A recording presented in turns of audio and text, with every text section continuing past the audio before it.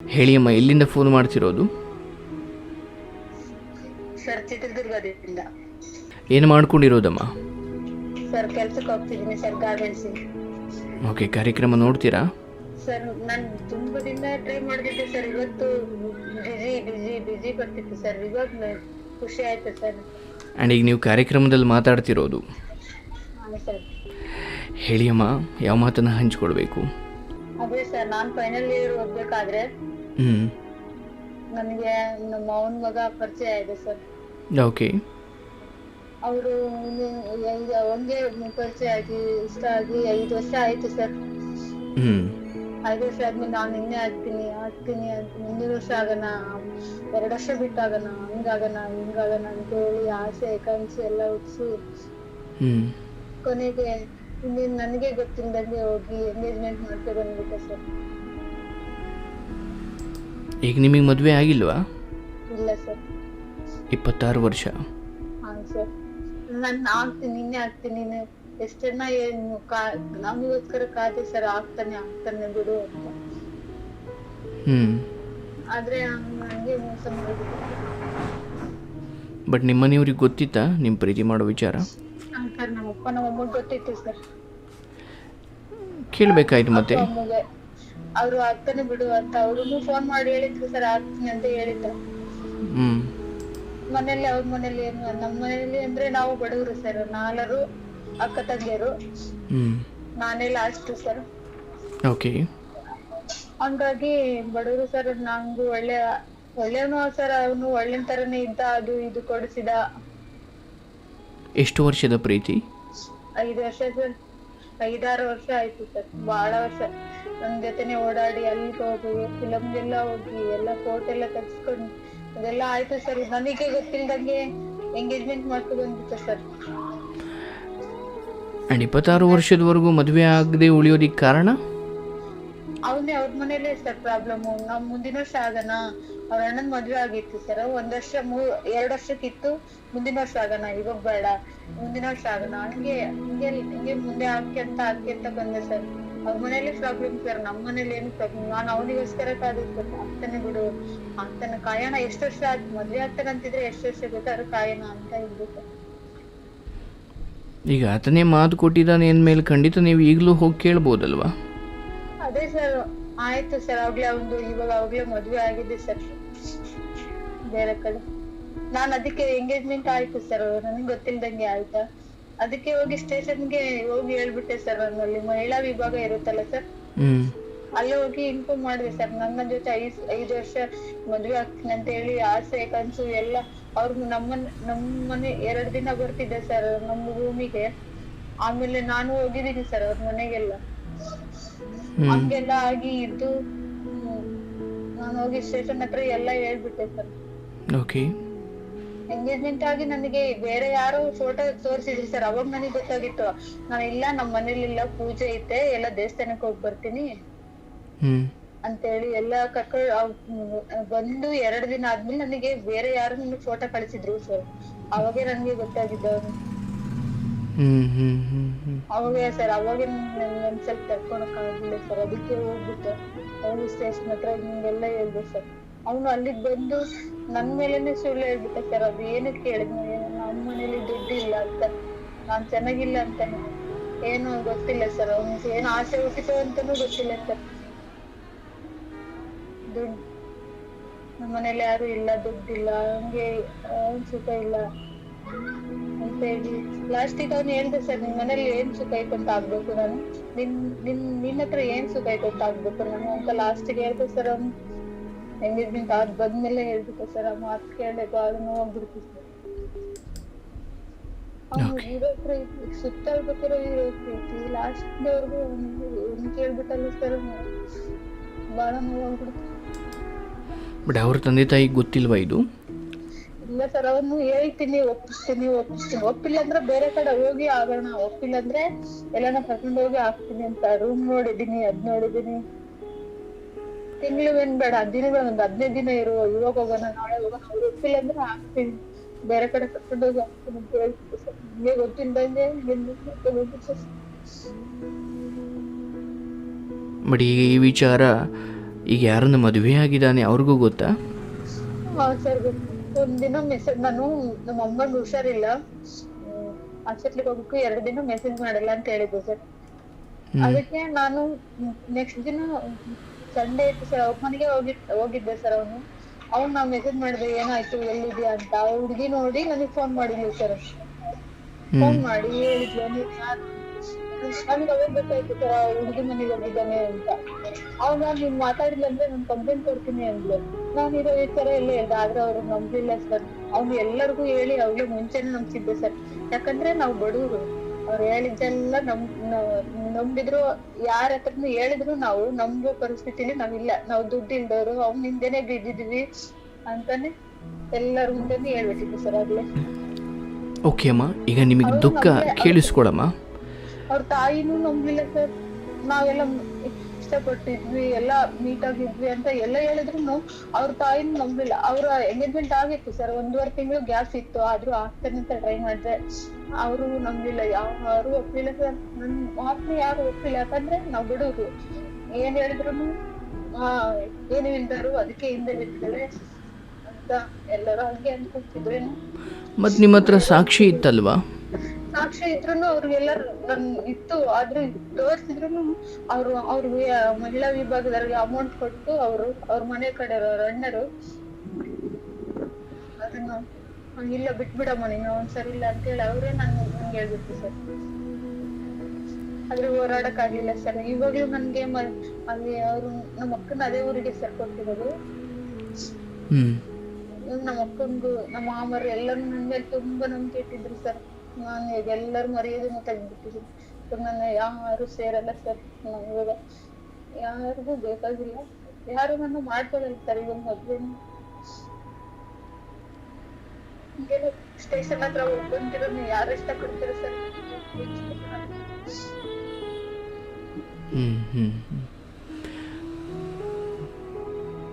But ಈಗ ನೀವು ಈ ರೀತಿ ಮಾಡಿರೋದ್ರಿಂದ ಅವಶ್ಯವಾಗಿ ನಿಮ್ಮ ವ್ಯಕ್ತಿತ್ವಕ್ಕೆ ಅಲ್ಲಿ ಬಹಳ ದೊಡ್ಡ ಧಕ್ಕೆ ಆಗಿದೆ. ಅಂಡ್ ಈಗ ನಾನು ಕೇಳೋ ಪ್ರಶ್ನೆಗಳಿಗೆ ನೀವು ಉತ್ತರ ಕೊಡಿ. ಕೇಳಿಸ್ಕೊಳಮ್ಮ, ನೀವು ಹೇಳಿರೋ ಎಲ್ಲ ವಿಚಾರ ನಾನು ಅರ್ಥ ಮಾಡಿಕೊಳ್ಬಲ್ಲೆ.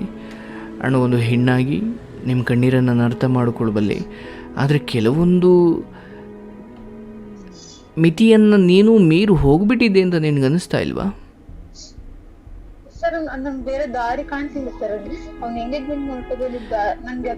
ನೋ, ನಾನು ಅದನ್ನು ಹೇಳ್ತಾ ಇಲ್ಲ. ನೀವು ಅದಾದಮೇಲೆ ನೀವು ಹೋಗಿರೋದು ಸರಿಯೇ ಇದೆ. ಬಟ್ ಪ್ರೀತಿ ಮಾಡೋ ಸಮಯದಲ್ಲಿ ಕೆಲವು ವಿಚಾರವನ್ನು ನೀವು ಮೀರಿ ಹೋಗಿದ್ರಿ ಅಂದ್ ಒಂದು ಹೆಣ್ಣಾಗಿ ಆತ ಮುಂದೆ ಆಗ್ತಿದ್ದಾನೆ, ಬಟ್ ಬೇರೆ ವಿಚಾರಗಳಲ್ಲೂ ಕೂಡ ನೀವು ಬೇರೆ ಬೇರೆ ರೀತಿ ವಿಚಾರಗಳನ್ನ ಮುಂದುವರಿಸ್ತಾ ಇದ್ದೀರಾ ಅಂದಾಗ ಅದೆಲ್ಲೋ ಒಂದು ಕಡೆ ಇದು ಯಾವುದೋ ಸರಿ ದಾರಿ ಅಲ್ಲ ಅಂತ ಒಂದು ಹೆಣ್ಣಾಗಿ ಅಥವಾ ಒಂದು ಬಡವ್ರ ಮನೆ ಹೆಣ್ಣಾಗಿ ಅದಕ್ಕೂ ಮೀರಿ ಮನುಷ್ಯತ್ವ ಅಥವಾ ಸಂಸ್ಕಾರ ಇರೋ ಹೆಣ್ಣಾಗಿ ನಿನಗೊಂದು ಅರಿವಿರಬೇಕಿತ್ತಲ್ವ ಅವತ್ತು? ನೋ ನೋ ನೋ ನೋ ನೋ ನೋಡಮ್ಮ, ಇಲ್ಲಿ ಕೇಳಿಸ್ಕೊಳಮ್ಮ.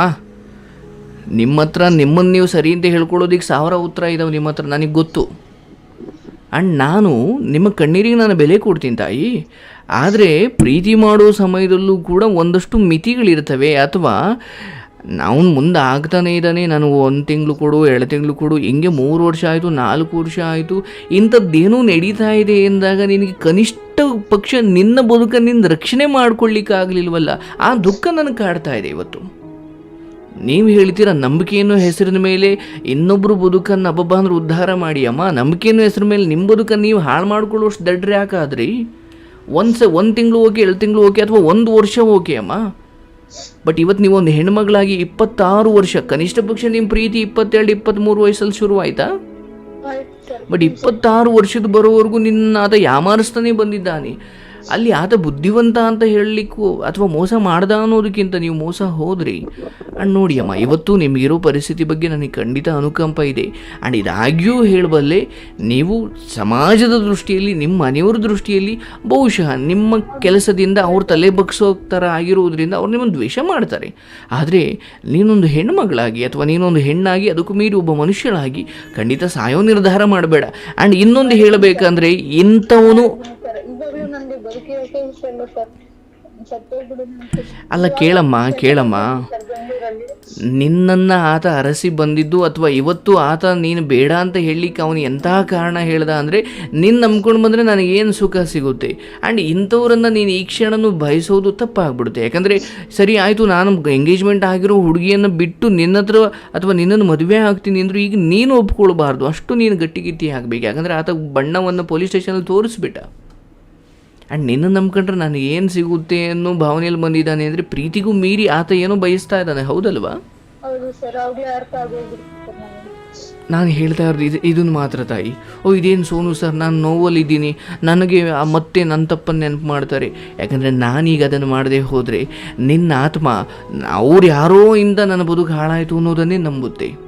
ಇಲ್ಲ, ನಾನು ನನ್ನ ಮನೆ ಪರಿಸ್ಥಿತಿ ಏನು ಸರ್, ಅವನು ಅಟ್ಲೀಸ್ಟ್ ನನ್ಗೋಸ್ಕರ ಕಾಲಿದಾಳೆ, ಆದ್ರೂ ಬಡವ್ರ ಹುಡುಗಿ, ಅವ್ರಿಗೆ ಅಮ್ಮ ಕೇಳಮ್ಮ, ಕಾಮವನ್ನು, ಮೋಹವನ್ನು, ಹಣದ ದಾಹವನ್ನು ಅಥವಾ ಹೆಣ್ಣಿನ ದೇಹವನ್ನು ನಂಬಿಕೊಂಡು ಬಂದಿರೋರಿಗೆ ನೀನು ಬಡವರು ಮನೆಯ ಮಗಳಾದ್ರೇನು, ಇನ್ಯಾರ್ದೋ ಮನೆ ಮಗಳಾದ್ರೇನು, ಅವ್ರಿಗೆ ಬೇಕಾಗಿರೋದು ಸುಖ, ಅವ್ರಿಗೆ ಬೇಕಾಗಿರೋದು ಧನ, ಅವ್ರಿಗೆ ಬೇಕಾಗಿರೋದು ಯಾವುದೋ ಒಂದು ಮೋಹ, ಅದ್ರ ಸುಖ. ನಿನ್ನ ಭಾವನೆ ಅಥವಾ ನಿನ್ನ ಒಳ್ಳೆಯತನ ಅದು ಗೌರವ ಕೊಡೋರಾಗಿದ್ದರೆ ನಿನ್ನನ್ನು 3 ವರ್ಷ 6 ವರ್ಷ ಕಾಯಿಸಿ ಈ ಕದ್ದು ಮುಚ್ಚಿ ಎಲ್ಲೋ ಪ್ರೀತಿ ಮಾಡೋ ಈ ಕೆಟ್ಟ ಬದುಕು ಬೇಕಿರಲಿಲ್ಲ. ಹೌದಲ್ವಾ? ಹೌದು ಸರ್, ಅವ್ನು ಹೇಳ್ತಿದ್ದೆ ಸರ್, ಯಾರು ಹೇಳ್ಬೇಡ, ಮರ್ಯಾದೆ ಹೋಗುತ್ತೆ, ಒಂದೇ ಸತಿ ಮದುವೆ ಆದ್ಮೇಲೆ ಎಲ್ಲರಿಗೂ ಗೊತ್ತಾಗುತ್ತೆ. ಎಂಥ ನೀಚ ಬದುಕದು. ಆ್ಯಂಡ್ ಅಂಥವ್ರ ಜೊತೆ ಕೈ ಜೋಡಿಸಿದ್ದೀನಿ ಅಂತ ಇವತ್ತು ನೀನು ಪಶ್ಚಾತ್ತಾಪ ಪಡ್ಕೋತಾಯಿ. ಹೌದು. ಆ್ಯಂಡ್ ಭಗವಂತ ಡೈಲಿ ಹೇಳ್ತೀನಿ ಸರ್, ಅವ್ನು ನೆನ್ಸ್ತೀನಿ. ನೋಡಿ, ಈಗ ಈ ಸಮಯದಲ್ಲಿ ನನಗನ್ಸುತ್ತೆ ನಿಮ್ಮ ಬದುಕು ಬಹಳ ದೊಡ್ಡ ತಿರುವು ಪಡ್ಕೊಳ್ಳೋ ಸಮಯ. ಈಗ ಎಲ್ಲರೂ ಹಿಂಗಂತ ಇದ್ದಾರೆ ಅಥವಾ ಎಲ್ಲರ ತಿರಸ್ಕಾರಕ್ಕೆ, ಎಲ್ಲರ ಬೈಗುಳಕ್ಕೆ ಅಥವಾ ಎಲ್ಲರೂ ನಿನ್ನನ್ನು ಬೇರೆ ಥರ ನೋಡ್ಲಿಕ್ಕೆ ಶುರು ಮಾಡಿರೋ ಈ ಸಮಯದಲ್ಲಿ ಯಾವುದೇ ಒಬ್ಬ ಮನುಷ್ಯನಿಗೆ ಇದಕ್ಕಿಂತಹ ದೊಡ್ಡ ಪೆಟ್ಟು ಬೀಳಲಿಕ್ಕೆ ಸಾಧ್ಯ ಇಲ್ಲ. ಒಂದು ಕಲ್ಲು ಒಬ್ಬ ಶಿಲ್ಪಿಯ ಉಳಿ ಏಟನ್ನು ತಿನ್ನಲಿಕ್ಕೆ ಶುರು ಮಾಡಿದಾಗ ಒಡೆದು ಚೂರಾಗಿ ಅಂತ್ಯ ಆಗುತ್ತೆ, ಅಥವಾ ಒಂದು ವಿಗ್ರಹವಾಗಿ ಪೂಜೆಗೆ ಯೋಗ್ಯ ಅನ್ಸ್ಕೊಡುತ್ತೆ. ಹೌದಲ್ವಾ? ಈಗ ನಿನಗೆ ಈ ಸಮಾಜ, ನೀನು ನಂಬುದವರು, ನಿನ್ನವರು ಅನ್ಸ್ಕೊಂಡವ್ರು ಎಲ್ಲರೂ ಒಂದೊಂದು ಉಳಿ ತಗೊಂಡು ನಿಂತ್ಕೊಂಡು ನಿನ್ನನ್ನು ಚುಚ್ಚುತ್ತಾ ಇದ್ದಾರೆ. ಈಗ ನೀನು ಒಡೆದು ಚೂರ ಆಗ್ತೀಯೋ, ಇಲ್ಲ ನಾನೊಂದು ಹೆಣ್ಣಾಗಿ ಎಲ್ಲೋ ಹೋಗಿ ಬದುಕಿ, ಅದು ಎಲ್ಲೋ ಹೋಗಿ ದುಡ್ದು ಎಲ್ಲೋ ಹೋಗಿ ನನ್ನ ಬದುಕನ್ನು ಕಟ್ಕೊಂಡು ನಾನು ಬದುಕ್ತೀನಿ, ಇವ್ರ ತಿರಸ್ಕಾರದಿಂದ ಅಥವಾ ಇವ್ರು ನನ್ನನ್ನು ದೂರ ಇಟ್ಟರು ಅನ್ನೋ ಮಾತ್ರಕ್ಕೆ ಭಗವಂತ ಕೊಟ್ಟಿರೋ ಈ ಬದುಕನ್ನು ಅವನು ಪ್ರೀತಿ ಪಡ್ಕೊಂಡ್ರೆ ಮಾತ್ರ ಖಂಡಿತ ಇವತ್ತೊಂಚೂರು ನೆಮ್ಮದಿಯಾಗಿದ್ದೀಯಾ. ಅಂಥವ್ರನ್ನ ಏನಾದರೂ ನೀನು ಮದುವೆ ಆಗಿಬಿಟ್ಟಿದ್ರೆ ಇಡೀ ಜೀವನ ಪೂರ್ತಿ ನಿನ್ನ ನರಕ ಅನುಭವಿಸ್ತಾ ಇದ್ದೆ. ಈ ಸತ್ಯ ನಿನಗೆ ಗೊತ್ತಾಗಲಿ. ನನಗೆ ಅರ್ಥ ಆಗುತ್ತಮ್ಮ ಯಾವ ನೆನಪು. ಕೇಳ್ತಾಯಿ,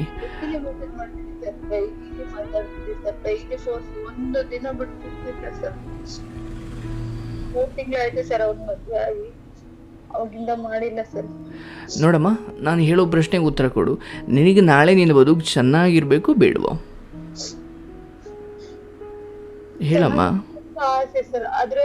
ನೋ, ಈ ಆದ್ರೆ ಗೀದ್ರೆ ಎಲ್ಲ ಬೇಡ. ಇದನ್ನು ಯಾರಾದರೂ ಬಹುಶಃ ನಿನ್ನ ಜೊತೆ ನೀವು ಕೂತ್ಕೊಂಡು ಅಳೋರ್ಗೆ ಹೇಳು, ನನ್ನ ಹತ್ರ ಬೇಡ. ಯಾಕೆಂದರೆ ನಾನು ಇಲ್ಲಿ ನಿನ್ನ ತಪ್ಪನ್ನು ನನ್ನ ತಪ್ಪನ್ನು ನನಗೆ ಹೇಳ್ತೀರ ಸರ್, ನೀವು ಸರಿ ಇಲ್ಲ ಅಂದರೂ ಪರವಾಗಿಲ್ಲ, ನಾನು ಅದನ್ನು ಸಹಿಸ್ಕೊಳ್ಬಲ್ಲೆ. ನಿನ್ನ ಜೊತೆ ನಾನು ಕೂತತ್ರ ನನ್ನ ಸ್ಥಾನಕ್ಕೆ ಬೆಲೆ ಇಲ್ಲ ತಾಯಿ. ಡಿಗ್ರಿ ಆಗಿದೆ ಸರ್, ಅದಕ್ಕೆ ಯಾವ್ದಾದ್ರು ಕಾಂಪಿಟೇಟಿವ್ ಎಕ್ಸಾಮ್ ಓದ್ಕೊಳ್ಳೋಣ ಅಂದ್ರೆ ಬುಕ್ಸ್ ಎಲ್ಲ ತಗೊಬಂದಿದ್ದೀನಿ ಸರ್, ಅದಕ್ಕೆ ಓದ್ಕೊಳಕ್ಕೆ ಮನ್ಸು ಆಗ್ತಿಲ್ಲ ಸರ್. ಬುಕ್ ಕೇಳಿದ್ರೆ ಸಾಕು, ನಾನು ಹೋಗ್ಬಾರ್ದಾಗಿತ್ತಲ್ಲ ಸ್ಟೇಷನ್ಗೆ, ಅಯ್ಯೋ ನಾನು ಹಂಗ್ ಮಾಡ್ಬಾರ್ದಾಗಿತ್ತಲ್ಲ, ನಮ್ಮ ಅಕ್ಕರ ಮರ್ಯಾದೆಲ್ಲ ತೆಗ್ಬಿಟ್ಟೆಲ್ಲ, ನಮ್ಮ ಅಮ್ಮರ ಮರ್ಯಾದೆಲ್ಲ ತೆಗ್ಬಿಟ್ಟೆಲ್ಲ ಅನ್ಸುತ್ತೆ ಸರ್ ಇವಾಗ.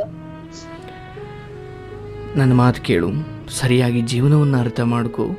ಈ ಹಿಂದೆ ನೀನು ಪೊಲೀಸ್ ಸ್ಟೇಷನ್ಗೆ ಹೋಗಿದ್ದು ನಿನ್ನ ಮನೆಯವರನ್ನು ನೀನು ತಲೆ ಬಗ್ಗಿಸ್ಬೇಕು ಅಂತ ಅಲ್ಲ, ನ್ಯಾಯ ಪಡ್ಕೊಳ್ಬೇಕು ಅಂತ. ಹೌದಲ್ವಾ? ನಿನ್ನ ಉದ್ದೇಶ ನಿನ್ನ ಮನೆಯವ್ರನ್ನ ತಲೆ ಬಾಗಿಸ್ಬೇಕಿತ್ತು ಅನ್ನೋದಾದರೆ ಇವತ್ತು ಅದಾಗಿದೆ, ನೀನು ಪಶ್ಚಾತ್ತಾಪ ಪಡ್ಬೋದಿತ್ತು. ಬಟ್ ನಿನ್ನ ಉದ್ದೇಶ ಅದಾಗಿರ್ಲಿಲ್ಲ. ಹೌದಲ್ವಾ? ಮತ್ತೆ ಯಾಕೆ ಆ ದುಃಖ? ನೋಡಮ್ಮ, ಇಲ್ಲಿ ಕೇಳು, ಒಂದು ನನ್ ಇಲ್ಲ, ನೀನೇ ಬೇಕು, ಇಲ್ಲ ನಾನು ಯಾರನ್ನಾಗಲ್ಲ ಅಂತ ನಾನು ಸ್ಟೇಷನ್ಗೆ ಹೋಗ್ತೀನಿ ಅಂತ ಕೇಳ್ದೆ ಸರ್. ಹೋಗು, ಆಲ್ ದ ಬೆಸ್ಟ್ ಅಂತ ಹೇಳ್ದೆ ಸರ್. ನನ್ಗೆ ಅದೇ ಸಿಟ್ಟಿಗೆ ಹೋಗ್ಬಿಟ್ಟೆ ಸರ್.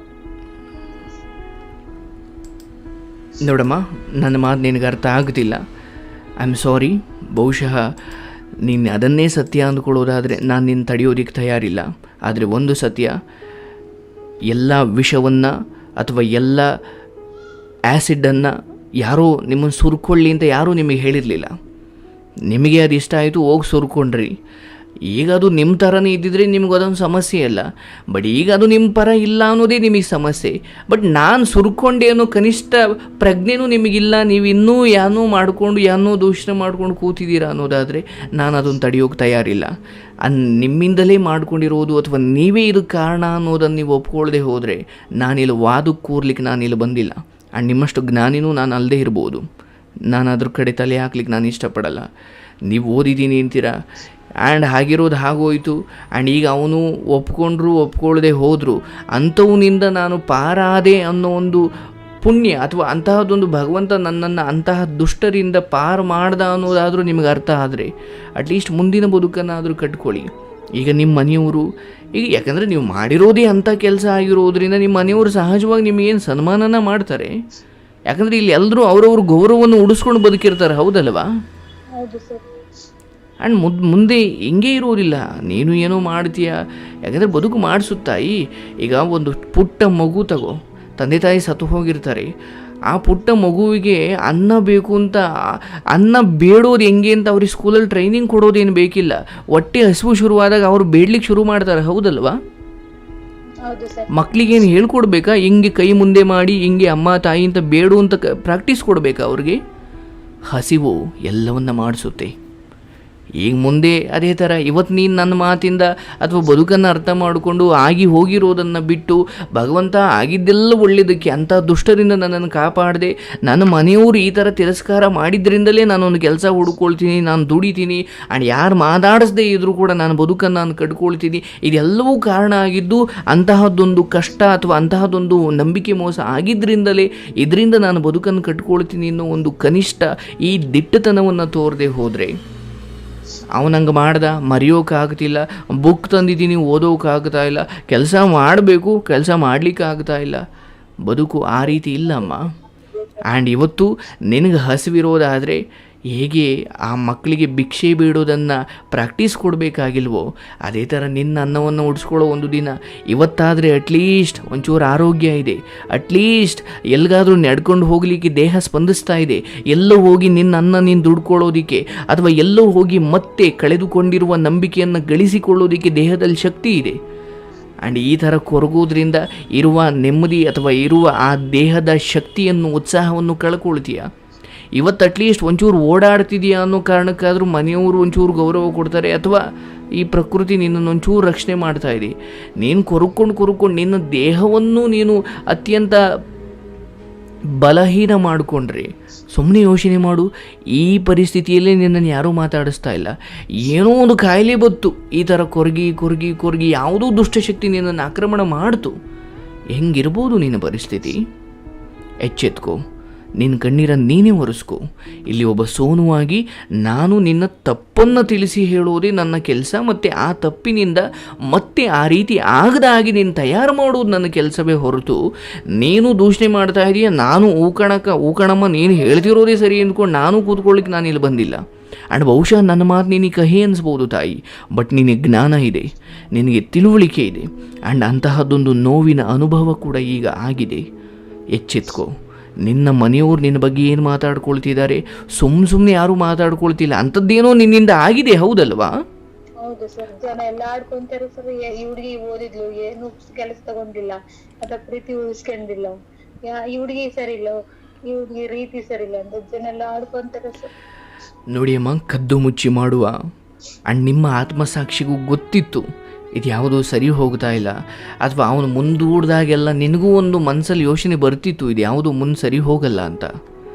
ಬಟ್ ನೀನು ಅದನ್ನು ಸತ್ಯ ಅಂದ್ಕೊಂಡೆ, ಅಥವಾ ನಮ್ಮ ಮಾವನ ಮಗ ಅಲ್ವಾ, ಅಥವಾ ಆತನ ಬಣ್ಣದ ಮಾತುಗಳು, ಅಥವಾ ಇನ್ಯಾವುದೋ ಕಾರಣಕ್ಕೆ ನೀವು ಅವನನ್ನು ಅಥವಾ ಆ ವಿಚಾರವನ್ನೇ ಸತ್ಯ ಅಂದ್ಕೊಂಡ್ರಿ. ಬಟ್ ಅದು ಯಾವ ರೀತಿ ಇತ್ತು ನಿನ್ನ ವಿರುದ್ಧ ಅಂದರೆ, ನಿನಗೆ ಗೊತ್ತಿಲ್ಲದಂಗೆ ಹೋಗಿ ಇನ್ನೊಂದು ಹೆಣ್ಣನ್ನು ವರಿಸಿ ಇನ್ನೊಂದು ಹೆಣ್ಣನ್ನು ಮದುವೆಯಾಗಿ ಬರೋ ಹಂತಕ್ಕೆ ಬಂದ ಮೇಲೂ ಕೂಡ ಹೋಗು ಪೊಲೀಸ್ ಸ್ಟೇಷನ್ಗೆ ಅಂತ ಹೇಳೋ ಹಂತಕ್ಕೆ, ಆ್ಯಂಡ್ ನಿನ್ನಿಂದ ನನಗೇನು ಪ್ರಯೋಜನ ಇದೆ ಅನ್ನೋ ಹೇಳೋ ಹಂತಕ್ಕೆ ಆ ಸಂಬಂಧ ಇತ್ತು.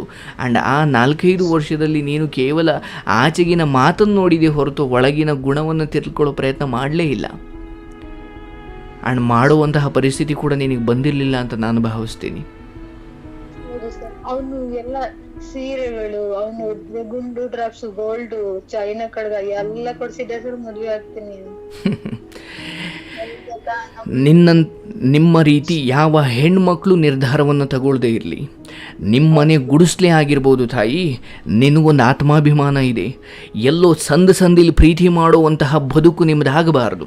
ಆ್ಯಂಡ್ ಎಲ್ಲೋ ಕದ್ದು ಮುಚ್ಚಿ ಇಂತಹ ವಿಚಾರದಲ್ಲಿ ದೇಹವನ್ನು ಮನಸ್ಸನ್ನು ಹೊಲಸು ಮಾಡಿಕೊಳ್ಳೋ ವಿಚಾರಗಳು, ನಿನ್ನ ತಂದೆ ತಾಯಿ ದುಡ್ಡಿಲ್ಲದೆ ಇರಬಹುದು, ಬಟ್ ಅವ್ರಿಗೂ ಒಂದು ಗೌರವ ಇದೆ, ಹೌದಲ್ವಾ? ಹೌದು ಸರ್. ಆ ಗೌರವವನ್ನು ಉಳಿಸುವ ಕೆಲಸ ಮಕ್ಕಳಾದ ನಮ್ಮ ಮೇಲಿರುತ್ತೆ. ಆ್ಯಂಡ್ ಅವನು ಏನೋ ಕೊಡಿಸ್ದ, ಅಥವಾ ಅವನು ಏನೋ ಚೆನ್ನಾಗಿ ಮಾತಾಡ್ದ, ಅಥವಾ ಅವನು ನಮ್ಮ ಮನೆ ಬಡತನವನ್ನು ಸಹಿಸಿಯೂ ನನ್ನನ್ನು ಈ ವಿಚಾರಗಳನ್ನು ನಿನಗೆ ದೊಡ್ಡದಾದು ಅಷ್ಟೇ. ಹೌದು ಸರ್, ಅದೇ ಸರ್ ನಾನು ತಪ್ಪು ಅನಿಸಿತು. ನಂಬಿಬಿಟ್ಟಿದ್ದೆ ಸರ್. ಅವನ ದೇವ್ರು ತರ, ದೇವ್ರು ಅವನೇ ಎಲ್ಲ, ಅವನೇ ತಂದೆ ತಾಯಿ, ಅವನೇ ಎಲ್ಲ ದೇವ್ರ ತರ ನೋಡಿದ್ದೆ ಸರ್ ಅವನು. ಅಂದ್ರೆ ನನ್ಗೆ ಅವನಿಗೆ ಗೊತ್ತಿಲ್ದಂಗೆ ನನ್ನೇ ಬಿಟ್ಟೋಗ್ಬಿಟ್ಟ. ನೋಡಮ್ಮ, ಈಗ ನಿನಗೆ 26 ವರ್ಷ. ನಾನು ಎಲ್ಲವನ್ನು ಬಿಡಿಸಿ ಹೇಳಿದ್ದೀನಿ. ಆ್ಯಂಡ್ ಈ ಸಮಯದಲ್ಲಿ ಯಾವುದು ನಿನಗೆ ಸಿಕ್ಕಿದೆಯೋ ಅದು ನೀನು ಒಳ್ಳೆಯದಕ್ಕೆ ಸಿಕ್ಕಿದೆ. ಆ್ಯಂಡ್ ಯಾವುದು ಈ ಸಮಯದಲ್ಲಿ ನಿನ್ನಿಂದ ದೂರ ಆಗಿದೆಯೋ ನೆನಪಿಡು, ಯಾವುದು ಈ ಸಮಯದಲ್ಲಿ ನಿನ್ನಿಂದ ದೂರ ಆಗಿದೆಯೋ ಅದು ನಿನ್ನ ಮುಂದಿನ ಒಳ್ಳೆಯ ಭವಿಷ್ಯಕ್ಕೋಸ್ಕರನೇ ಆಗಿದೆ. ಈ ಮಾತನ್ನು ಯಾವತ್ತೂ ನೆನಪಿಡ್ಕೊ. ನಾನು ಇನ್ನೂ ಒತ್ತಿ ಹೇಳ್ತೀನಿ, ಯಾವುದು ನಿನ್ನಿಂದ ದೂರ ಆಗಿದೆಯೋ ಅದು ಒಳ್ಳೆಯ ಕಾರಣಕ್ಕೆ ಆಗಿದೆ. ಅದು ನಿನಗೆ ಸಿಕ್ಕಿದ್ರೂ ಕೂಡ ಅದೊಂದು ನಿರಂತರವಾದ ನರಕವನ್ನು ನೀನು ಅನುಭವಿಸ್ತಾ ಇದ್ದೆ. ಯಾಕಂದರೆ ಆತನಿಗೆ ಬೇಕಾಗಿರೋದು ಹೆಂಡತಿ ಅಲ್ಲ, ಹೆಣ್ಣು, ಹೌದಲ್ವಾ? ಹೆಂಡತಿ ಅಲ್ಲ, ಹೆಣ್ಣು ಬೇಕಷ್ಟೇ ಅವ್ರಿಗೆ. ನೀನು ಹೆಣ್ಣಾಗಿ ಯಾರಿಗೂ ಸಿಗಬೇಡ, ಹೆಂಡತಿಯಾಗಿ ಸಿಗು. ಅದು ಗೌರವ ಇರುತ್ತೆ, ಹೌದಲ್ವಾ? ಹೆಣ್ಣಾಗಿ ಈ ಜಗತ್ತಲ್ಲಿ ಗಂಡಸರಿಗೆ ತುಂಬ ಜನ ಸಿಗ್ತಾರೆ. ಆದರೆ ಹೆಂಡತಿಯಾಗಿ ಸಿಗುವುದಕ್ಕೂ ಹೆಣ್ಣಾಗಿ ಸಿಗುವುದಕ್ಕೂ ಅಲ್ಲಿ ಸಿಗುವ ನಿಮಗೆ ಗೌರವಗಳ ಮೇಲೆ ವ್ಯತ್ಯಾಸ ಇರುತ್ತೆ, ಹೌದಲ್ವಾ? ನೋಡ್ತಾಯಿ, ನಿಮ್ಮ ಹತ್ರ ಇರೋ ಮನೆ, ನಿಮ್ಮ ಹತ್ರ ಇರೋ ಬಟ್ಟೆ, ನಿಮ್ಮ ಹತ್ರ ಇರೋ ಸವಲತ್ತುಗಳು ಬಡತನದಾಗಿರ್ಬೋದು ಅಥವಾ ಬಡತನದಿಂದ ಕೂಡಿರ್ಬೋದು. ಆದರೆ ಒಂದು ಹೆಣ್ಣಾಗಿ ನಿನ್ನ ಮನಸ್ಸು, ನಿನ್ನ ದೇಹವನ್ನು, ನಿನ್ನ ಯೋಚನೆಯನ್ನು ಎಲ್ಲಿವರೆಗೂ ಶುದ್ಧವಾಗಿಟ್ಕೊಳ್ತೀಯೋ ಈ ಜಗತ್ತಲ್ಲಿ ನಿನಗಿಂತ ನೆಮ್ಮದಿಯಾಗಿರೋ ದೊಡ್ಡ ಶ್ರೀಮಂತ ಇಲ್ಲ. ಇವತ್ತು ನಿನಗೆಲ್ಲ ಬರ್ಬೋದಮ್ಮ, ಬೆಳಗ್ಗೆ ನೀನು ಲಾಟ್ರಿ ಹೊಡಿತು ಅಂದ್ಕೋ, ಬಟ್ ನಿನ್ನ ಬದುಕು ನೆಮ್ಮದಿಯಾಗಿರುವುದಿಲ್ಲ. ಯಾಕಂದರೆ ನಿನಗೆ ಹಣ ಸಿಕ್ಕು ಮನೆ ಕೊಂಡುಕೊಳ್ಬೋದು, ಎಲ್ಲವನ್ನು ಕೊಂಡುಕೊಳ್ಬೋದು, ಆದರೆ ನಿನ್ನನ್ನು ಒಂದು ಹೆಣ್ಣಾಗಿ ಸ್ವೀಕರಿಸೋದಕ್ಕೆ ಸಮಾಜ ತಯಾರಿರೋದಿಲ್ಲ. ಹಣವನ್ನು ಹಾಕ್ಕೊಂಡು ಏನು ತಿಂತೀರಾ? ಇನ್ಮೇಲಾದರೂ ಬುದ್ಧಿ ಕಲೀರಿ. ಆ್ಯಂಡ್ 26 ವರ್ಷ ನಿನ್ನ ಬದುಕಿನ ಈ 26 ಪುಟಗಳು ಹೇಗೋದೋ, ಯಾರಿಂದ ಆಯಿತು, ಯಾಕೆ ಆಯಿತು, ಯಾವುದನ್ನು ಮರಿಬೇಡ, ಎಲ್ಲವನ್ನು ನೆನಪಿಟ್ಕೋ. ಯಾಕಂದರೆ ಮುಂದೆ ಹಂಗಾಗಬಾರ್ದು ಅಂದರೆ ಇವೆಲ್ಲವೂ ನೆನಪಿರಬೇಕಲ್ವಾ? ನಿನ್ನ ನೆನಪುಗಳನ್ನು ಮರೆಯೋದಕ್ಕೆ ನೀನೇನು ಮಾಡಬೇಡ. ಒಂದೇ ಮಾತನ್ನು ಪದೇ ಪದೇ ಯೋಚನೆ ಮಾಡು. ಈಗ ಏನಾಯಿತು, ಇದಾಗದೇ ಹೋಗಿದ್ರೆ ನಾನು ಇಡೀ ಜೀವನ ಪೂರ್ತಿ ನರಳಬೇಕಿತ್ತು. ಆ್ಯಂಡ್ ಈ ನೋವು ಮಾಯ ಆಗುತ್ತೆ. ಹೇಗೆ ನಿನಗೆ ದೊಡ್ಡ ಗಾಯ ಆದರೂ ಕೂಡ ವಾಸಿಯಾಗುತ್ತೆ, ಆದರೆ ಆ ಗಾಯದ ಸಂಧಿಯಲ್ಲಿ ಒಂದು ಕಲೆ ಉಳ್ಕೊಳ್ಳುತ್ತಲ್ಲ, ಗಾಯ ಹೋದರೂ ಆ ಕಲೆ ಅಲ್ಲೇ ಇರುತ್ತೆ, ಹೌದಲ್ವಾ? ಹಾಗೆ ಆ ನೆನಪುಗಳು ಹಾಗೆ ಇರ್ತವೆ. ಆ ವ್ಯಕ್ತಿಗಳು ದೂರ ಆಗ್ತಾರೆ, ಕೆಲವೊಮ್ಮೆ ಶವವಾಗಿ ಹೋಗ್ಬಿಡ್ತಾರೆ, ಅಥವಾ ಕೆಲವೊಮ್ಮೆ ದೈಹಿಕವಾಗಿ ಹೊರಟು ಹೋಗ್ಬಿಡ್ತಾರೆ. ನಿನಗೆ ಮೋಸ ಮಾಡಿರೋರಾಗಿರ್ಬೋದು, ನಿನಗೆ ಒಳ್ಳೇದು ಮಾಡಿರೋರಾಗಿರ್ಬೋದು, ಇಬ್ಬರೂ ಉಳಿಯಲ್ಲ, ಹೌದಲ್ವಾ? ಅವರವರ ಕರ್ಮಫಲಗಳು ತೀರಿದ ಮೇಲೆ ಅವರು ಹೊರಡ್ತಾರೆ. ಆದರೆ ಇಲ್ಲಿ ನೀವೊಂದು ಹೆಣ್ಣಾಗಿ ಅಥವಾ ನೀನೊಬ್ಬಳು ಸಾಮಾನ್ಯ ವ್ಯಕ್ತಿಯಾಗಿ, ಗೌರವಪೂರ್ವಕ ಸಂಸ್ಕಾರಯುತ ಹೆಣ್ಣಾಗಿ, ಹೌದು ನಾನು ಆ ಕೆಲಸ ಮಾಡಬಾರ್ದಿತ್ತು ಅಂತ ನೀನು ಒಪ್ಕೊಳ್ಳಮ್ಮ, ಪ್ರಜ್ಞಾಪೂರ್ವಕವಾಗಿ ಒಪ್ಕೋ. ಅಷ್ಟನ್ನು ಬಿಟ್ಟು ಬೇರೆ ಏನೂ ಇಲ್ಲ. ಯಾವಾಗ ನೀನು ಒಪ್ಕೊಳ್ತೀಯೋ ನಿನಗೆ ಬೇರೆ ದಾರಿ ಕಾಣ್ತವೆ. ಇಲ್ಲ ನಾನು ಅದನ್ನೇ ಸಾಧಿಸ್ತೀನಿ, ಅದನ್ನೇ ಕೊರಗ್ತೀನಿ, ಅದನ್ನೇ ಸರಿ ಮಾಡಿ ನನ್ನನ್ನು ನಾನು ಸಮರ್ಥನೆ ಮಾಡ್ಕೊಳ್ತೀನಿ ಅನ್ನೋದಷ್ಟೇ ನಿನ್ನ ಉದ್ದೇಶ. ಆದರೆ ನಾನಲ್ಲ, ಯಾವ ಪರಮಾತ್ಮನ ಬಂದರೂ ಕೂಡ ನಿನ್ನನ್ನು ರಕ್ಷಣೆ ಮಾಡೋದಿಲ್ಲ. ಯಾಕಂದರೆ ನೀವು ಅಂದ್ಕೊಂಡಿದ್ದೀರಾ ಅವರು ನನಗೆ ಮೋಸ ಮಾಡಿದ್ರು. ಹೌದು, ಮೇಲ್ಮುಖವಾಗಿ ನೋಡಿದ್ರೆ ಅಥವಾ ಸಾಮಾನ್ಯ ಅಜ್ಞಾನದಿಂದ ನೋಡಿದ್ರೆ ಅವರು ಮೋಸ ಮಾಡಿದ್ರು. ಬಟ್ ಮೋಸ ಮಾಡಲಿಕ್ಕೆ ಒಂದು ವೇದಿಕೆ ಮಾಡಿಕೊಟ್ಟಿದ್ಯಾರು? ನೀನೇ. ನಿನ್ನ ಕಣ್ಣೀರಿಗೆ ಇಲ್ಲಿ ಬೆಲೆ ಇಲ್ಲ ಅಂತ ಅಲ್ಲ, ಬಟ್ ಇನ್ನು ಮುಂದೆ ನಿನಗೊಂದು ಅವಕಾಶ ಇದೆ. ಈಗ ನಿನ್ನ ಇದೇ ಮಾಡು ಅದೇ ಮಾಡು ಅಂತ ಯಾರೂ ಹೇಳೋರಿಲ್ಲ, ಕೇಳೋರಿಲ್ಲ. ಬಟ್ ಈ ಸಮಯವನ್ನು ನೀನು ಓದೋದಕ್ಕೆ ಬಳಸ್ಕೊ. ಏನಾದರೂ 26 ವರ್ಷ ನನಗೆ ವಯಸ್ಸಾಗಿದೆ, ಇನ್ನು ಕಾಂಪಿಟೇಟಿವ್ ಎಕ್ಸಾಮ್ ಹಬ್ಬ ಅಂದರೆ ಇನ್ನೊಂದು 28 ವರ್ಷ ಮ್ಯಾಕ್ಸಿಮಮ್, ಹೌದಲ್ವಾ? 35 ಇದೆ ಸರ್. 35 ಇದೆಯಾ? ಓಕೆ. ಈ 35ಅಲ್ಲಿ ನಿನ್ನನ್ನು ಯಾರು ಮದುವೆ ಆಗ್ತಾರೋ, ಯಾರು ಒಪ್ಕೊಳ್ತಾರೋ, ಯಾರು ಬಿಡ್ತಾರೋ ಅದು ಬೇಕಾಗಿಲ್ಲ. ಬಟ್ ಇನ್ನು ಉಳಿದ ಈ 8 ಅಥವಾ 10 ಅಥವಾ ಇನ್ನು 7 ಈ ವರ್ಷದಲ್ಲಿ ನಾನು ಒಂದು ಕೆಲಸ ತಗೊಳ್ತೀನಿ. ಯಾವ ಮನೆಯಲ್ಲಿ ನನಗೆ ಗೌರವ ಹೋಯಿತು ಅದೇ ಮನೆಯಲ್ಲಿ ನಾವು ಈ ಹುಡುಗಿ ಬಗ್ಗೆ ಅದೊಂದು ಕಾರಣಕ್ಕೋಸ್ಕರ ಈಕೆಯನ್ನು ತಿರಸ್ಕಾರ ಮಾಡಬಾರ್ದಿತ್ತು ಅಂತ ಅವ್ರಿಗೆ ಅನಿಸ್ಬೇಕು. ಅದಕ್ಕೆ ಉತ್ತರ ನಿನ್ನ ಮಾತಲ್ಲ, ನಿನ್ನ ಕೆಲಸ. ದಯವಿಟ್ಟಮ್ಮ ನಿಮ್ಮ ಕೈ ಮುಗಿದು ಕೇಳ್ಕೊಳ್ತೀನಿ, ಸಾಯೋದೊಂದನ್ನು ಬಿಟ್ಟು ತಪ್ಪು ದಾರಿಯನ್ನು ಹಿಡಿಯೋದನ್ನು ಬಿಟ್ಟು ನೀನೇನು ಮಾಡಿದ್ರೂ ಕೂಡ ಸರಿ ಇರುತ್ತೆ. ಆ್ಯಂಡ್ ಏನೇ ಕೆಲಸ ಮಾಡೋಕ್ಕಿಂತ ಮುಂಚೆ ಒಂದು ಯೋಚನೆ ಮಾಡು, ನಾನು ಈ ಮೊದಲ ಹೆಜ್ಜೆ ಇಡ್ತಾ ಇದ್ದೀನಲ್ವ, ಅಥವಾ ಈ ಕೆಲಸ ಮಾಡಲಿಕ್ಕೆ ಶುರು ಮಾಡ್ತಾ ಇದ್ದೀನಲ್ವ, ಈ ಕೆಲಸವನ್ನು ಮಾಡ್ತಿರೋದನ್ನು ನನ್ನ ಮನೆಯವರು ನೋಡಿದ್ರೆ ಅವ್ರ ತಲೆ ಎತ್ತುತ್ತಾರ ಅಥವಾ ತಲೆ ಬಾಗಿಸಬೇಕಾಗುತ್ತಾ? ನಿನಗೆ ನೀನು ಈ ಪ್ರಶ್ನೆ ಕೇಳ್ಕೊ, ಅದೇ ಉತ್ತರ. ಯಾಕಂದರೆ ಮನಸ್ಸಿಗಿಂತ ದೊಡ್ಡ ನ್ಯಾಯಾಧೀಶ ಬೇಕಿಲ್ಲ. ಯೋಚನೆ ಮಾಡು ಸುಮ್ಮನೆ. ಶುರುವಿನಿಂದಲೂ ನಿನಗೆ ಯಾವುದು ಸರಿ ಯಾವುದು ತಪ್ಪು ಗೊತ್ತಿತ್ತು. ಬಟ್ ಯಾವುದೋ ಮೋಹ ನಿನ್ನನ್ನು ಸತ್ಯವನ್ನು ಒಪ್ಕೊಳ್ಳಿಕ್ಕೆ ಬಿಡಲೇ ಇಲ್ಲ ಅವತ್ತಿಂದ. ನಮ್ಮ ಅವನ ಮಗ ಅನ್ನೋ ಮೋಹನೋ ಅಥವಾ ಅವನು ನಮ್ಮ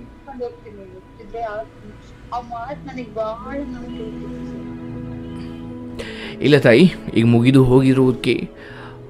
ಹೋಗಿರುವ ಅಧ್ಯಾಯಗಳಿಗೆ ಜೀವ ಕೊಡೋ ಕೆಲಸ ನಾನು ಮಾಡಲ್ಲ. ಆದರೆ ನಾನು ಒಂದು ಎಚ್ಚರಿಸಬಲ್ಲೆ, ಈ ಜೀವ ಇದೆಯಲ್ಲ, ಈ ರಾತ್ರಿ ಕೂತು ಯೋಚನೆ ಮಾಡು. ಈ ರಾತ್ರಿ ನಿನ್ನ ಬದುಕನ್ನು ಒಮ್ಮೆ ಪರಾಮರ್ಶೆ ಮಾಡ್ಕೋ. ಎಷ್ಟು ಸುಂದರವಾದ ಬದುಕಿದು. ಹುಟ್ಟುತ್ತಾನೆ ನೀನು ಯಾವ ನೋವನ್ನು ಒತ್ಕೊಂಡು ಬರಲಿಲ್ಲ. ಬಟ್ ನಿನಗಿಲ್ಲಿ ಏನೋ ಬೇಕು ಅನ್ನಿಸ್ತು, ನೀನೇ ನಿರ್ಧಾರ ತಗೊಂಡೆ, ಹೌದಲ್ವಾ? ಆ್ಯಂಡ್ ನೀನೇ ಮನಸ್ಸು ಮಾಡಿದ್ರೆ ಇದೆಲ್ಲದರಿಂದ ಆಚೆ ಬಂದು ಒಂದು ಒಳ್ಳೆ ಬದುಕನ್ನು ಬದುಕಬಹುದು. ಹೌದು, ಈ ಸಮಾಜದಿಂದ ಅನ್ಯಾಯ ಆಗಿದೆ. ಹೌದು, ಈ ಸಮಾಜ ನಿನ್ನನ್ನು ಕೊಂಚ ದೂರ ಇಡೋ ಪ್ರಯತ್ನ ಮಾಡುತ್ತೆ. ಆದರೆ ಇಷ್ಟೆಲ್ಲ ಪ್ರಕೃತಿಯನ್ನು, ಸೂರ್ಯಚಂದ್ರರ ಬೆಳಕು ಒಬ್ಬ ಸೋನುಗೆ ಎಷ್ಟು ಬೆಳಕು ನೀಡುತ್ತೋ ನಿನಗೂ ಕೂಡ ಅಷ್ಟೇ ಬೆಳಕು, ಅಥವಾ ಶ್ರೀಮಂತನಿಗೂ ಅಷ್ಟೇ ಬೆಳಕು, ಭಿಕ್ಷುಕನಿಗೂ ಅಷ್ಟೇ ಬೆಳಕು, ಅಷ್ಟೇ 24 ಗಂಟೆ, ಹೌದಲ್ವಾ? ಬಟ್ ವಿಚಾರ ಇರೋದಂದರೆ ಆ 24 ಗಂಟೆಯ ಸಮಯವನ್ನು ನಾವು ಏನಕ್ಕೆ ಕೊಡ್ತಾ ಇದ್ದೀವಿ? ಈಗ ನೀನು ಪುಸ್ತಕ ತರೋದ್ರ ಬದಲು 21 ವಯಸ್ಸಿಗೆ ಪುಸ್ತಕ ತಂದು ಕೂತ್ಕೊಂಡಿದ್ರೆ ಇಷ್ಟೊತ್ತಿಗೆ ನೀನು ಎಲ್ಲೋ ಇರ್ತಿದ್ದೆ, ಹೌದು ತಾನೇ? ಇದೇನು ಪಡ್ತಿದ್ದೆ ಅಲ್ಲಿ ಮಾಡೋದು, ಅದನ್ನ ಹಂಗ್ ಮಾಡೋದ್ ಬಿಟ್ಟು ಇಷ್ಟೊತ್ತಿಗೆ ಓದಿದ್ರೆ ನಾನು ಜಾಬ್ ಅಲ್ಲಿ ಇದ್ದು ನಮ್ಮ ಮನೆಯವರೆಲ್ಲ ಚೆನ್ನಾಗಿರ್ತಿದ್ದು ಅಂತ ಇವಾಗ ಪುಸ್ತಕ ಆಗ್ತಿದೆ ಸರ್. ಇನ್ನೂ ಕಾಲ ಮಿಂಚಿಲ್ಲಮ್ಮ. ಯೋಚನೆ ಮಾಡು, ಇಂತಹದ್ದೇನೋ ನಡಿಬೇಕಿತ್ತು, ಇಂತಹದ್ದೇನೋ ನಡೆದಾದ ಮೇಲೆ ನಿನಗೊಂದು ದೊಡ್ಡ ನಿರ್ಧಾರ ತಗೊಳ್ಳೋ ಶಕ್ತಿ ಬರುತ್ತೆ ಅಂತ ನೀನು ಹಣೆ ಬರದಲ್ಲಿ ಬರೆದಿದ್ರೆ ಇದೊಂದು ಒಳ್ಳೆಯ ಸಮಯ. ಹೌದು, ಇಂಥದ್ದೇನೂ ನಡೆದೇ ಹೋಗಿದ್ರೆ ನಾನು ನಿರ್ಧಾರ ತಗೊಳ್ತಿರ್ಲಿಲ್ಲ, ನಾನು ಓದೋ ನಿರ್ಧಾರ ತಗೊಳ್ತಿರ್ಲಿಲ್ಲ, ನಿರಂತರವಾಗಿ ನನ್ನ ಬದುಕನ್ನು ನಾನು ಕಟ್ಕೊಳ್ಳೋ ಛಲ ನನಗೆ ಹುಡ್ತಿರ್ಲಿಲ್ಲ. ಅವನು ಮೋಸ ಮಾಡದೆ ಹೋಗಿದ್ರೆ ಹಿಂಗೆ ಯಾವತ್ತು ಅನಿಸುತ್ತೆ? ಒಂದು ಕೆಲಸ ತಗೊಂಡು ಅಧಿಕಾರದಲ್ಲಿ ನಿಂತು ಒಂಚೂರು ಹಿಂದೆ ತಿರುಗಿ ನಿನ್ನ ಬದುಕನ್ನು ನೋಡಿದಾಗ ನಿನಗೇ ಹೆಮ್ಮೆ ಅನಿಸುತ್ತೆ ಕಣಮ್ಮ. ಯಾಕಂದರೆ ಕರೋನಾ ಬರದೇ ಹೋಗಿದ್ರೆ ಕರೋನಾ ಔಷಧಿ ಕಂಡು ಹಿಡಿತಿದ್ರಾ? ಅಂದರೆ ಅಂತಹದ್ದೇನೋ ಸಂದಿಗ್ಧತೆ ಬರದೇ ಹೋದರೆ ಮನುಷ್ಯ ಏನೂ ಮಾಡಲ್ಲ, ಹೌದಲ್ವಾ? ಈಗ ನಿನಗೆ ಅಂತಹದೊಂದು ಸಂದಿಗ್ಧತೆ ಬಂದಿದೆ. ಇದನ್ನು ಜಗತ್ತಿಗೋಸ್ಕರ ಅಲ್ಲ, ನಿನಗೋಸ್ಕರ. ನೀನು ಪ್ರಯತ್ನ ಮಾಡಮ್ಮ. ಆ ಮಧ್ಯೆ ಸಾವು ಬಂದರೂ ಪರವಾಗಿಲ್ಲ, ನಾನು ಪ್ರಯತ್ನ ಮಾಡದೇನೂ ತೃಪ್ತಿ ಇರುತ್ತೆ, ಹೌದಲ್ವಾ? ನಿಜ ಏನು ಗೊತ್ತೇನು?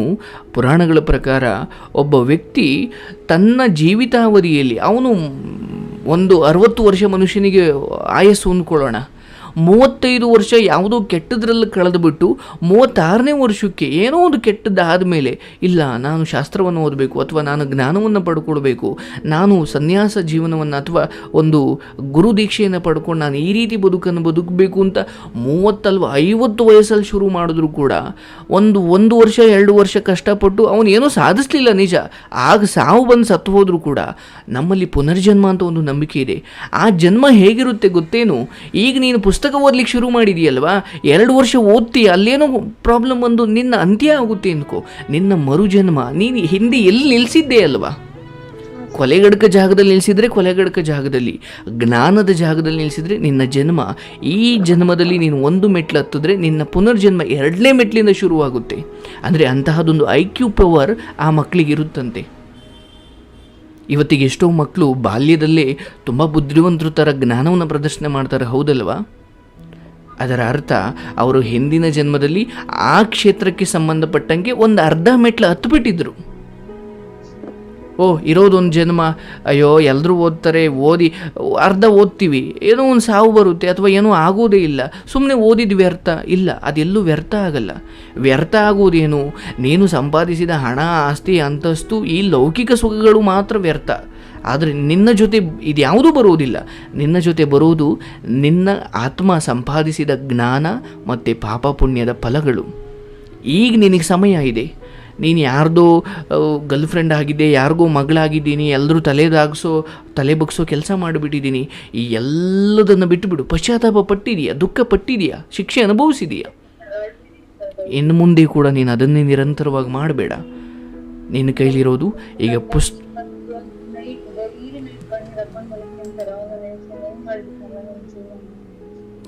ಬಿಡಿಯಮ್ಮ, ಅವನ ಯೋಚನೆಯನ್ನು ಬಿಟ್ಟಾಕಿ. ಅದೊಂದು ಹುಳು ನಿಮ್ಮ ಬದುಕಿನಿಂದ ಹೊರಟೋಗಿದೆ. ನೋಡಿ, ಯಾವುದೋ ಕೆಟ್ಟದ್ದು ಹೋದಾಗ ಸುಖ ಪಡಬೇಕಂತೆ, ಅಥವಾ ಕೆಟ್ಟದ್ದು ನಮ್ಮನ್ನು ಬಿಟ್ಟು ಹೋದಾಗ ನಾವು ಖುಷಿ ಪಡಬೇಕಂತೆ. ಆದರೆ ನಿಮ್ಮ ಬದುಕಲ್ಲಿ ಎಲ್ಲ ಉಲ್ಟ. ಅದಕ್ಕೆ ಕಾರಣ ನಿಮ್ಮೊಳಗಿರೋ ಅಜ್ಞಾನ. ನೀವು ಪುಸ್ತಕದಲ್ಲಿ ತುಂಬ ತಿಳ್ಕೊಂಡಿರ್ಬೋದು ನಿಮ್ಮ ಸಿಲೆಬಸ್ಸಿಗೆ ಸಂಬಂಧಪಟ್ಟಂತೆ, ಬಟ್ ಯಾವುದೋ ಒಂದು ಕೆಟ್ಟದ್ದು ನಿಮ್ಮ ಜೀವನದಿಂದ ಆಚೆ ಹೋದ ಮೇಲೆ ನೀವು ದುಃಖ ಪಡ್ತಿದ್ದೀರಾ ಅನ್ನೋದಾದರೆ ನೀವೆಷ್ಟು ಅಜ್ಞಾನಿಗಳು ಅಂತ ಅರ್ಥ ಮಾಡ್ಕೊಳ್ಳಿ. ಯಾಕಂದರೆ ನೀವು ಅಂದ್ಕೊಂಡಿದ್ರಿ ಆ ಕೆಟ್ಟದ್ದೇ ನಿಮಗೆ ಇಷ್ಟು ದಿನ ಒಳ್ಳೆಯ ಥರ ಕಾಣ್ತಾ ಇತ್ತು, ಅದನ್ನೇ ಸತ್ಯ ಅಂದ್ಕೊಂಡಿದ್ರಿ, ಹೌದಲ್ವಾ? ಬಟ್ ಈಗ ಕೆಟ್ಟದ್ದು ಹೋಗಿದೆ. ಸೋನುವಾಗ ನಾನೇ ಬಿಡಿಸಿ ಹೇಳ್ತಾ ಇದ್ದೀನಿ, ಕೆಟ್ಟದ್ದು ಹೋಗಿದೆಯಮ್ಮ, ನೀನೇ ಖುಷಿ ಪಡು. ಈಗ ದೆವ್ವ ಮೈ ಮೇಲೆ ಬಂದಿದೆ ಅಂತ ತುಂಬ ನರಕಯಾತನೆ ಅನುಭವಿಸ್ತಾರೆ. ಅದು ಹೋದ್ಮೇಲೆ ಅವ್ರಿಗೆ ಸುಖ ಪಡ್ತಾರೋ ದುಃಖ ಪಡ್ತಾರೋ? ಸುಖ ಪಡ್ತಾರೆ, ಹೌದಲ್ವಾ? ಯಾವುದೋ ದುಷ್ಟಶಕ್ತಿ ನನ್ನ ಮೈಯಿಂದ ಹೊರಟೋಯ್ತು ಅಂತ ಖುಷಿ ಪಡ್ತಾರೆ, ಹೌದಲ್ವಾ? ಈಗ ಅದೇ ಥರ ನಿನ್ನ ಮೈಯಲ್ಲೂ ಇತ್ತು, ಮೈಯಲ್ಲಲ್ಲ ಪಕ್ಕದಲ್ಲೇ ಇತ್ತು, ಈಗ ಹೊರಟೋಗಿದೆ. ಈಗ ನೀನು ಅದು ಖುಷಿ ಪಡು. ದಯವಿಟ್ಟು ಇದನ್ನು ಬಿಟ್ಟು ಬೇರೆ ದಾರಿ ಇಲ್ಲ. ನಿನ್ನ ಮನೆಯವರು ಏನಂತಿದ್ದಾರೆ ಸುಮ್ಮನೆ ಅಂತ ಇಲ್ಲ. ಹೌದು, ನಾನು ಅಂಥದ್ದೊಂದು ಕೆಲಸ ಮಾಡಿಬಿಟ್ಟೆ ಅನ್ನೋ ಪಾಪ ಪ್ರಜ್ಞೆ ಇರಲಿ. ಆ್ಯಂಡ್ ಆ ತಿಳುವಳಿಕೆ ನಿನ್ನನ್ನು ಜ್ಞಾನದತ್ತ ಕರ್ಕೊಂಡು ಹೋಗಲಿ. ಓದು, ಚೆನ್ನಾಗಿ ಓದು. ಕಾಲ್ ಮಾಡಿದ್ದಾರೆ ಸರ್, ಹಾಕ್ಬೇಕಂತ ಇದ್ದೀನಿ ಸರ್, ಹಾಕಿದ್ರೆ ಓದ್ಬೇಕು. ನೀನು ಖಂಡಿತ ಓದ್ತೀಯ. ನಿನಗೆ ಮನಸ್ಸಲ್ಲಿ ಏನೆಲ್ಲ ಗೊಂದಲ ಬಂದರೂ ನೀವು ನನ್ನ ಜೊತೆ ಮಾತಾಡ್ಬೋದು, ಆ್ಯಂಡ್ ಅದಕ್ಕೆ ನೀವು ಉತ್ತರ ಕಂಡುಕೊಳ್ಬೋದು. ಆದರೆ ಮೊದಲು ನನ್ನಿಂದ ಏನೋ ಹೊರಟೋಯ್ತು, ನಾನು ಎಲ್ಲವನ್ನು ಕಳ್ಕೊಳ್ಬಿಟ್ಟೆ ಅನ್ನೋ ಭ್ರಮೆಯಿಂದ ಬದುಕೋದನ್ನು ಬಿಟ್ಟುಬಿಡಿ. ನೀವಿಲ್ಲೇನೂ ತರಲಿಲ್ಲ, ಹೌದು ತಾನೇ? ನೀವಿಲ್ಲೇನೂ ತಂದಿಲ್ಲ. ಪುಸ್ತಕವನ್ನು ಕೂಡ ಎಲ್ಲೋ ಇದ್ದಿದ್ದಂತ ತಂದಿದ್ದೀರ, ಅದು ನೀವೇ ತಯಾರು ಮಾಡಿದ್ದ ಅಲ್ಲ, ಹೌದಲ್ವಾ?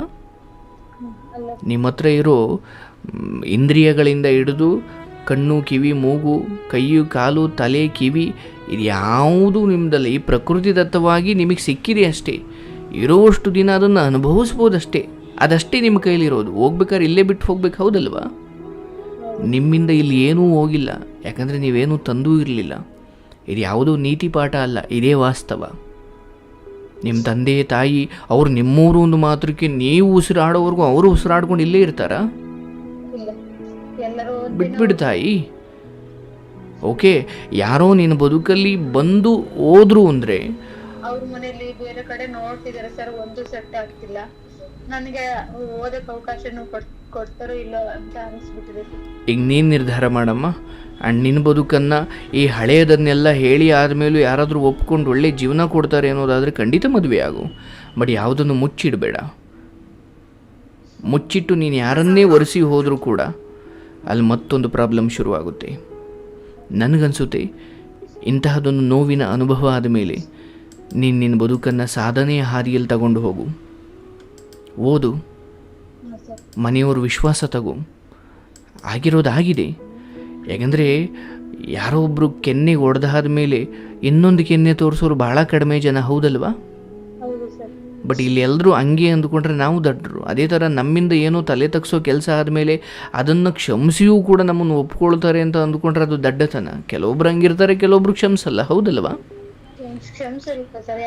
ಸೊ ಇಷ್ಟೆಲ್ಲ ಆದಮೇಲೂ ಅವರ ನಿನ್ನ ನಗಿಸ್ತಾರೆ, ಅವ್ರು ನಿನ್ನ ಒಪ್ಕೊಳ್ತಾರೆ, ಬಿಟ್ಬಿಡು ಅದನ್ನು. ಅವ್ರು ಒಪ್ಕೊಂಡ್ರು ಬಿಟ್ಟರು, ನೀನೊಬ್ಬ ಮಗಳಾಗಿ ನಿನ್ನ ಕರ್ತವ್ಯವನ್ನು ಮಾಡು.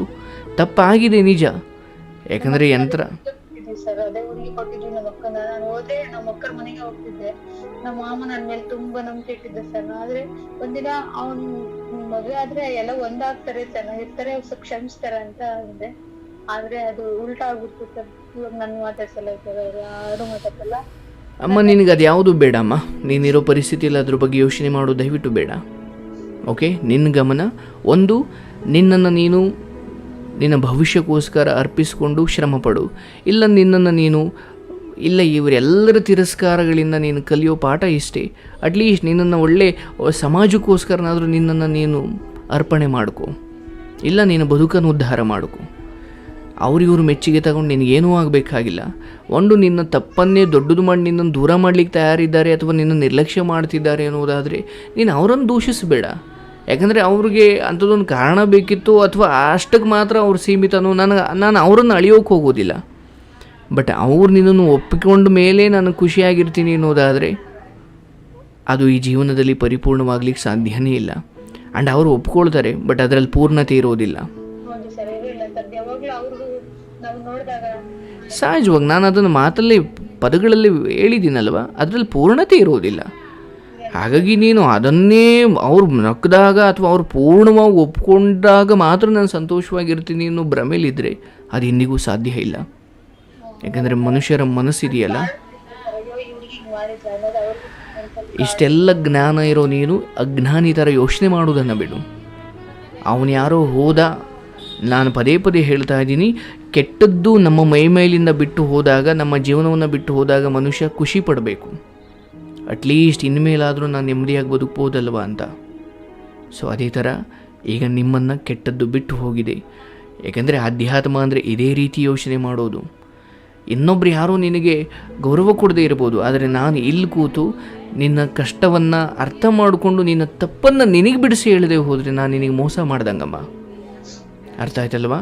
ಇಲ್ಲಿ ಯಾರೋ ಏನೂ ಮಾಡಲಿಲ್ಲ, ನೀನೇ ತೆಗೆದುಕೊಂಡ ನಿರ್ಧಾರಗಳೇ ಇವತ್ತು ನಿನಗೆ ಶಾಪ ಆಗಿದ್ದಾವೆ. ಹಾಗಾಗಿ ನಿರ್ಧಾರ ತೆಗೆದುಕೊಳ್ಳೋಕ್ಕಿಂತ ಮುಂಚೆ ಆ್ಯಂಡ್ ನಿನ್ನ ಸಮಯವನ್ನು, ನಿನ್ನ ಆಯಸ್ಸನ್ನು ಎಲ್ಲಿ ಇನ್ವೆಸ್ಟ್ ಮಾಡ್ತಿದೀಯ ಅನ್ನೋದ್ರ ಮೇಲೆ ಅದ್ರ ಪ್ರತಿಫಲ ಆಧಾರ ಆಗಿರುತ್ತೆ, ನಿರ್ಧಾರ ಆಗುತ್ತೆ. ಹೌದಲ್ವಾ? ನಿನ್ನ ಸಮಯವನ್ನು ಯಾವುದೋ ಇಂತಹ ಅಯೋಗ್ಯರಿಗೆ ಕೊಟ್ಟಿದ್ದೀಯಾ ಅನ್ನೋದಾದರೆ, ಇಂಥ ಕೆಟ್ಟವ್ರ ಜೊತೆ ಇಟ್ಟಿದ್ದೀಯಾ ಅನ್ನೋದಾದರೆ, ಅವರೇನೋ ಮಾಡೋ ಚಿಕ್ಕ ಪುಟ್ಟ ಕೆಲಸಗಳು ನಿನ್ನ ಮೇಲೂ ಪ್ರಭಾವ ಬೀರ್ತವೆ. ಅದೇ ನಿನ್ನ ಸಮಯವನ್ನು ಈ ಪುಸ್ತಕದ ಜೊತೆ ಕಳೆದ 6-7 ವರ್ಷದಿಂದ ಪುಸ್ತಕಕ್ಕೆ ಕೊಟ್ಟಿದ್ರೆ ಇಷ್ಟೊತ್ತಿಗೆ ನೀನು ಬೇರೆಯೇ ಇರ್ತಾ ಇದ್ದೆ. 4 ಜನಕ್ಕೆ ಹೇಳೋ ಜಾಗದಲ್ಲಿ ನಿಂತ್ಕೊಳ್ತಾ ಇದ್ದೆ ನೀನು.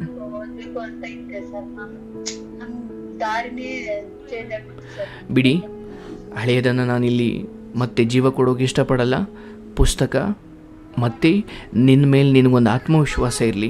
ಸಮಾಜ ನಿರ್ಲಕ್ಷ್ಯ ಮಾಡೋದ್ರ ಪರವಾಗಿಲ್ಲ ತಾಯಿ, ಕರೆ ಮಾಡು, ಮಾತಾಡು. ನಿನಗೆ ನೋವು ಅನ್ನಿಸ್ದಾಗ, ನಿನಗೆ ಕಷ್ಟ ಅನ್ನಿಸ್ದಾಗ, ನಿನಗೆ ಗೊಂದಲ ಅನ್ನಿಸ್ದಾಗ ಮಾತಾಡು. ಇನ್ನೊಬ್ಬರು ಎಷ್ಟೊಂದು ಹೆಣ್ಮಕ್ಳು ಅಳ್ತಾರೆ, ಅವ್ರ ಕಷ್ಟ ಹೇಳಿಕೊಳ್ತಾರೆ. ಅದರ ಅರ್ಥ ಅವರು ಸೋತಿದ್ದಾರೆ ನಿಜ, ಬಟ್ ಅವರು ಸಾಯೋಕ್ಕೆ ತಯಾರಿಲ್ಲ ಅಥವಾ ಅವ್ರು ಅಲ್ಲಿಗೆ ಅದನ್ನು ಬಿಡೋಕೆ ತಯಾರಿಲ್ಲ. ಹೇಗೋ ಒಂದು ಸಲಹೆ ತಗೊಂಡು ನಾನು ಮುಂದೆ ಹೋಗಬೇಕು ಅಂತ ಆಸೆಯಿಂದ ಬರ್ತಾರೆ. ಹೌದಲ್ವಾ? ಅದೇ ನಾನು ಸರ್ ಓದ್ಬೇಕಂತ ಇದ್ದೀನಿ ಸರ್. ಅದು ಇವಾಗ ಬುಕ್ಸ್ ಇಟ್ಕೊಂಡು 2-3 ವರ್ಷ ಗ್ಯಾಪ್ ಆಗುತ್ತೆ ಸರ್. ನಮ್ಗೆ ಓದ್ಬೇಕಂತಿಲ್ಲ ಸರ್. ನನ್ಗೆ ಓದ್ಬೇಕು, ನನ್ ತಗೋಬೇಕನ್ನೋ ಮೈಂಡ್ ಇದೆ ಸರ್. ನನ್ಗೆ ಅವರು ಯಾವ ಕಾರಣಕ್ಕೆ ನೋ ಇದೆಲ್ಲ ಕೆಲಸ ಮಾಡಲ್ಲ. ನಿನ್ನ ಸಮಾಧಾನಕ್ಕೆ ನೀನು ಹೇಳ್ತಾ ಇದೀಯ ಅಷ್ಟೇ. ನಿಜವಾಗ್ಲೂ ಬದುಕನ್ನು ಕಟ್ಕೊಳ್ಳೋರು ದಿಸಕ್ಕೆ ನೀನು 1 ಗಂಟೆ ಎಲ್ಲ 10 ಗಂಟೆ ಎಲ್ಲ ಪುಸ್ತಕ ಇಟ್ಕೊಂಡು ಕೂತ್ಕೊಳ್ಳೋದು ಬೇಡ. ನಿಜವಾಗಿಯೂ ಜ್ಞಾನ ಸಂಪಾದನೆ ಮಾಡಲಿಕ್ಕೆ ಬೇಕಾಗಿರೋದು ಶ್ರಮ ಅಲ್ಲ, ಒಂದು ಆಸಕ್ತಿ, ಇನ್ನೊಂದು ಸಮರ್ಪಣೆ. ಹೌದಲ್ವಾ? ಈ ಎರಡನ್ನು ಮಾಡಿ. ನೀವು ಅಲ್ಲೇನೂ ಮರಿಬೇಕಾಗಿಲ್ಲ. ಅಲ್ಲೇನು ಏನು ಅಂದ್ಕೊಂಡ್ಬಿಟ್ಟಿದ್ದೀರಾ ನೀವು, ನಾನೇನೋ ಹುಡ್ತಾನೆ ತಗೊಂಬಂದಿದ್ದೆ, ಈಗ ನನ್ನಿಂದ ಬಿಟ್ಟು ಹೋಗಿದೆ ಅನ್ನೋಷ್ಟು ಅಜ್ಞಾನಿಗಳಾಗ್ಬಿಟ್ಟಿದ್ದೀರಾ. ಓಕೆ, ನಿಮಗೆ ಬಿಟ್ಟಿದ್ದು. ನಾನು ಇದ್ರ ಮೇಲೆ ಏನೂ ಹೇಳೋದಿಲ್ಲ. ಐ ಹೋಪ್ ನಿಮ್ಮ ಬದುಕು ಅಟ್ಲೀಸ್ಟ್ ಏನೋ ಸಾಧನೆ ಮಾಡೋಕ್ಕಾಗದೇ ಇದ್ರೂ ಪರವಾಗಿಲ್ಲ, ಇನ್ನೊಬ್ಬರು ತಲೆ ತಗ್ಸೋಷ್ಟು ಕೆಲಸ ಮಾಡದೇ ಇರುವಷ್ಟು ಭಗವಂತ ನಿಮಗೆ ಬುದ್ಧಿ ಕೊಡಲಿ. ಓಕೆ, ಒಳ್ಳೆಯದಾಗಲಿ.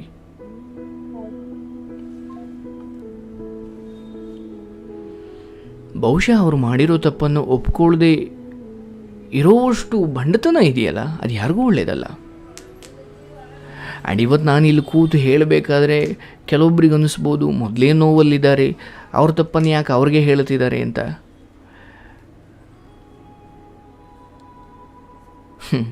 ಇದು ಹೆಂಗಾಯಿತು ಅಂದರೆ, ನೀವು ಸುಮ್ಮನೆ ಅಂದುಕೊಳ್ಳಿ, ಗಾಡೀಲಿ ಹೋಗ್ಬೇಕಾದ್ರೆ ನಿಮಗೆ ಪಂಚರ್ ಆಗಿದೆ, ಪಂಚರ್ ಅಂಗಡಿ ಸಿಕ್ತು, ಆ್ಯಂಡ್ ಎಲ್ಲಿ ಪಂಚರ್ ಆಗಿದೆ ಅಲ್ಲಿ ಬಿಟ್ಟು ಬೇರೆ ಎಲ್ಲೋ ಕಡೆ ಇವನೇ ತೂತಾಕೋರ್ದು ಇವನೇ ಪಂಚರ್ ಹಾಕೋತಾರ ನಾಡ್ಕಾಡಿ ಮತ್ತೆ ಕಳಿಸಿದ್ರೆ, ನೀವು ಎಲ್ಲಿ ಪಂಚರ್ ಆಗಿತ್ತಲ್ಲ ಆ ವಿಚಾರವನ್ನೇ ಬಿಟ್ಟರೆ ನಿಮ್ಮ ಮತ್ತೆ ಆ ಪ್ರಯಾಣ ಸುಖವಾಗಿರೋದಿಲ್ಲ. ಎಲ್ಲಿ ತಪ್ಪಾಯಿತು ಅದನ್ನು ಕಂಡಿಡ್ಕೊಳ್ಬೇಕು. ಪಂಚರ್ ಹಾಕೋರು ಅದನ್ನೇ ಮಾಡೋದು ಹೌದಲ್ವಾ? ಎಲ್ಲಿ ತಪ್ಪಿದೆ ಅಂತ ಮೊದಲು ಕಂಡಿಡ್ಕೊಳ್ತಾರೆ, ಅದನ್ನು ಸರಿ ಮಾಡ್ತಾರೆ. ನೋಡು ತಾಯಿ, ನಿನಗೊಂದು ವಿಶ್ವಾಸ ಇದೆ. ಈ ಎಲ್ಲ ಕಷ್ಟಗಳ ನಡುವೆಯೂ ನಿನ್ನ ಮಾತಲ್ಲಿ ಒಂದು ಶಕ್ತಿ ಇದೆ. ಆ್ಯಂಡ್ ಪುಸ್ತಕದ ಕಡೆ ವಾಲ್ತಾ ಇದೆಯಾ, ಅದನ್ನೇ ಸರ್ವಸ್ವ ಅಂದ್ಕೋ. ಆ್ಯಂಡ್ ನಿನ್ನ ಬದುಕನ್ನು ಆ ರೀತಿ ನಡೆಸು. ಬಹುಶಃ ನೀನಿರೋ ಪರಿಸ್ಥಿತಿಯಲ್ಲಿ ನಾನು ಹೇಳಿದಷ್ಟು ಈಸಿ ಅಲ್ಲ, ಆದರೆ ಯಾವುದು ಅಸಾಧ್ಯ ಅಲ್ಲ ಅನ್ನೋದನ್ನು ನಾನು ನಿನಗೆ ತಿಳಿಸಿ ಹೇಳ್ತಿದ್ದೀನಿ. ಆ್ಯಂಡ್ ನೀನೇ ಹೇಳಿದೆ, ಈಗೇನೋ ಯಾರೋ ಮೋಸ ಮಾಡಾದ ಮೇಲೆ ಪುಸ್ತಕ ತಂದು ಓದ್ಲಿಕ್ಕೆ ಹೋಗ್ತೀನಿ, ನೆನಪು ಬಿಡ್ತಾ ಇಲ್ಲ.